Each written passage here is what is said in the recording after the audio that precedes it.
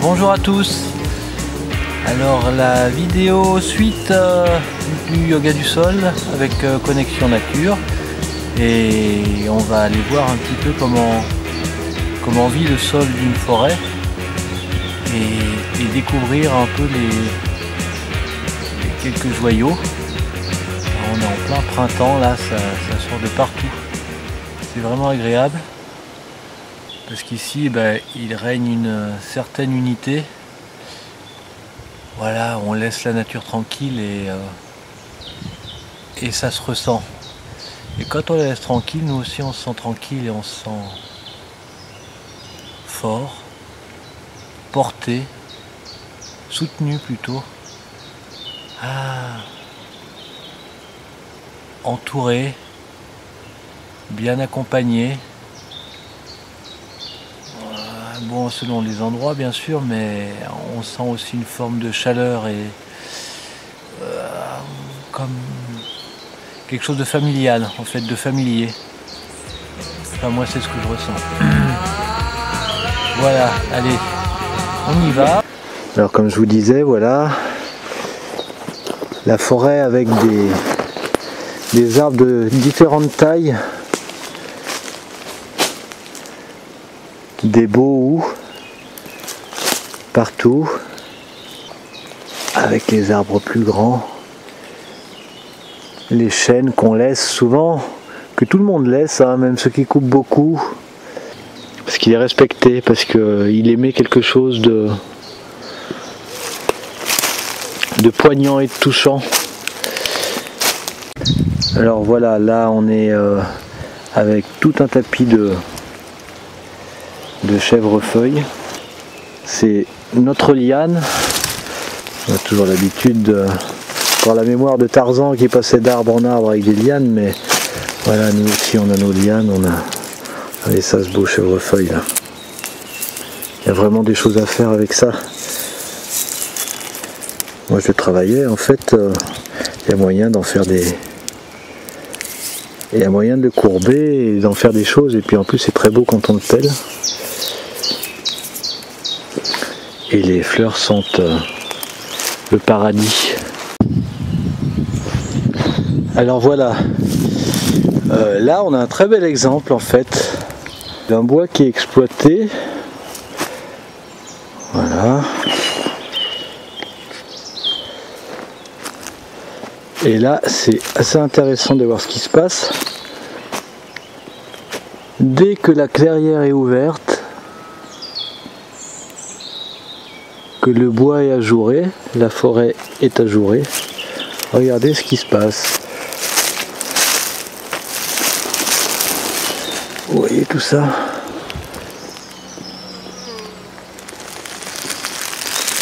Des graminées. Alors je pense que c'est des... Je vais pas dire de bêtises, hein, mais je pense que c'est des annuelles. Voilà, c'est tout vert partout. D'un coup comme ça. On a presque une prairie qui jaillit. C'est quand même assez bluffant. Et voilà. On arrive. Ah putain, j'en perds mon bonnet moi. Et nous voilà partis en voyage.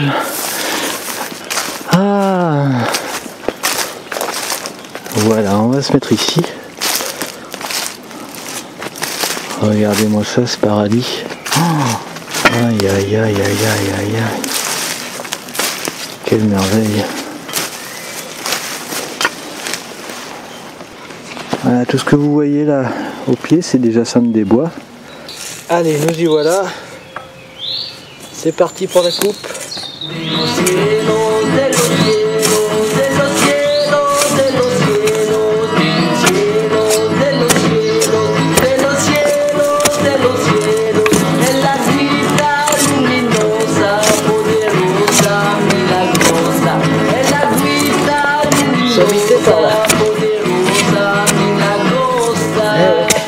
Voilà, première pelletée, premier tas, et déjà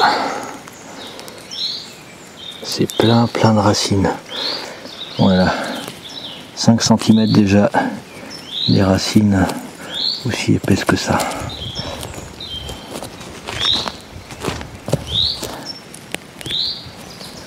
Allez, on continue. Il y a un peu la texture du sol. Ah là là. Dans les mains, c'est d'une douceur. Ça nous caresse les mains presque. Et regardez comme c'est aéré. Regardez comme c'est. Alors c'est très frais.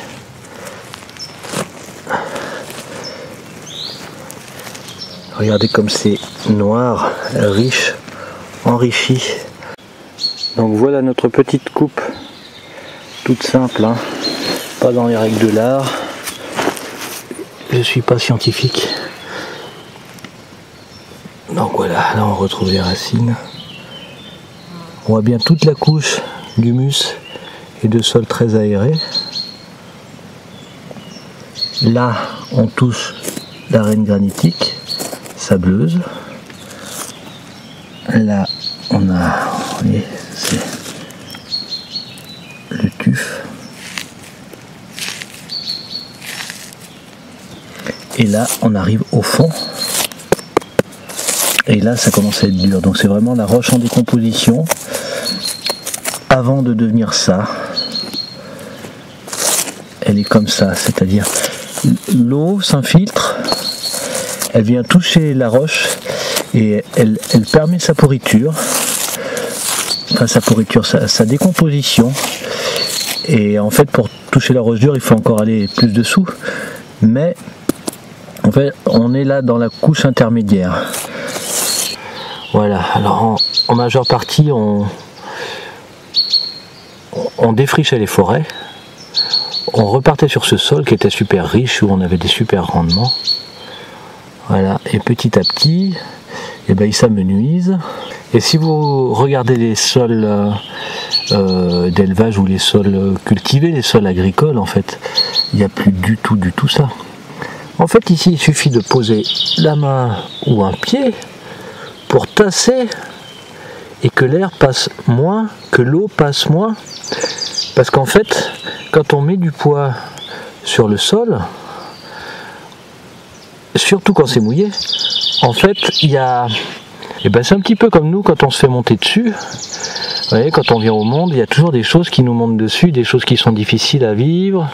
Et toutes ces petites marques qu'on vit au fil du temps et qui empruntent dans le sens de... qui créent des empreintes et qui créent notre personnalité.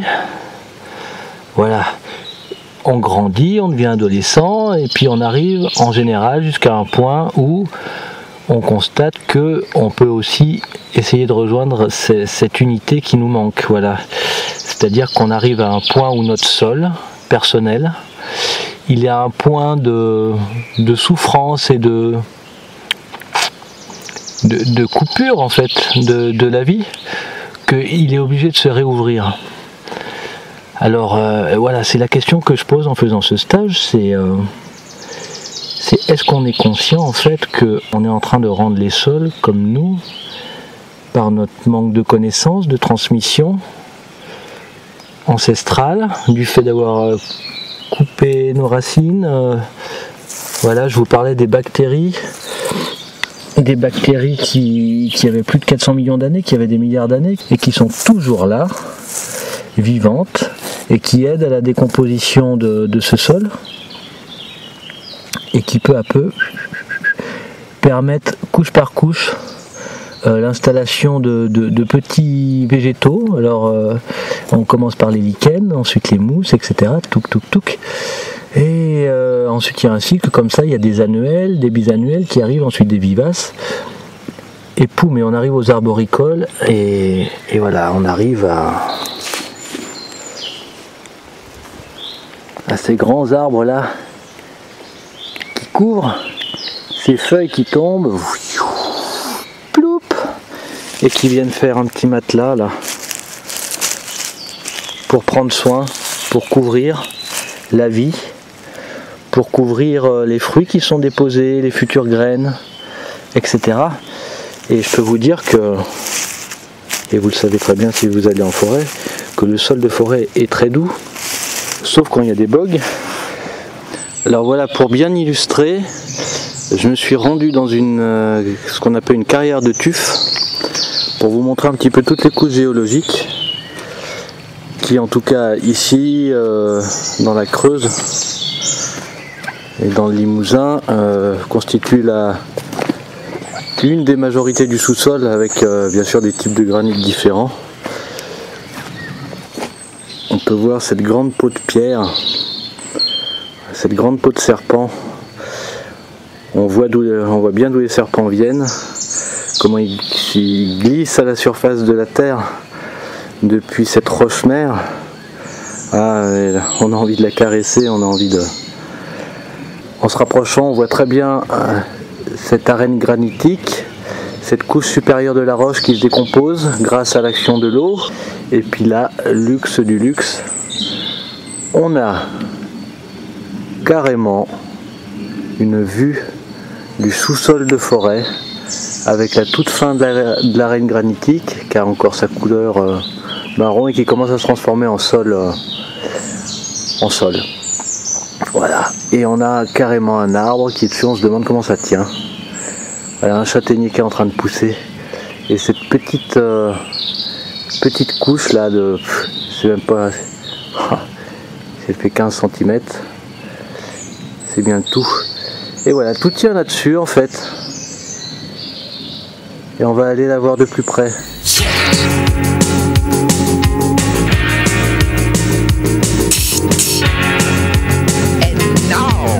Alors là, on voit très bien que dans ce type de sol, en fait, l'eau elle peut tomber aisément, couler tranquillement, y compris à travers ce sable, cette arène granitique, pour venir toucher en fait la roche et lui permettre de se décomposer, comme je vous disais. Alors c'est une grande différence par rapport au sol qu'on connaît, qui est tassé, qu'on a vu dans le premier volet. Le fait que les émotions circulent librement, c'est la même chose. À travers nous, notre matière, notre corps, entre notre corps, notre esprit, que les émotions puissent circuler aisément. Ça permet la régénération. Ça permet à des éléments d'être emmenés pour se régénérer et ça permet d'en accueillir de nouveaux. L'eau, c'est un véhicule.